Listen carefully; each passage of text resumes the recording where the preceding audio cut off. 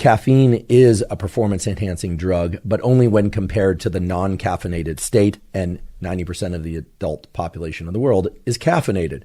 So adding more caffeine above what you would normally consume is certainly not going to allow you to think better and perform better physically. Most people can pretty well tolerate doses of caffeine anywhere from 100 milligrams to 300 milligrams. Depends on body weight and depends on your tolerance.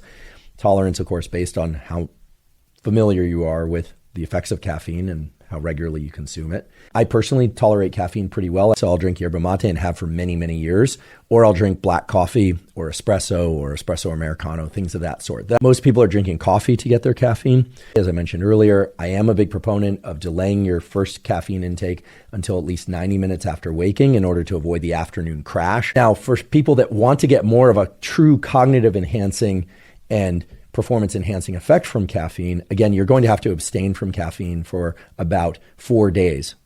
For regular caffeine drinkers, that's going to be difficult.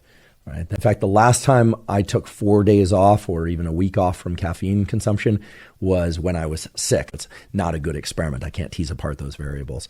So the short answer is, for most adults, there does not seem to be any major downside to consuming caffeine. This is why caffeine has a mood elevating as well as energy elevating effect. I don't think they are in any way harming their health by abstaining from caffeine. Then there's the issue of children and adolescents and teenagers and young adults ingesting caffeine. I don't personally like the idea of the young brain being bathed in an adenosine receptor antagonist, which is effectively what caffeine is. But those are the sorts of decisions that really should be made in close oversight and recommendations by a psychiatrist.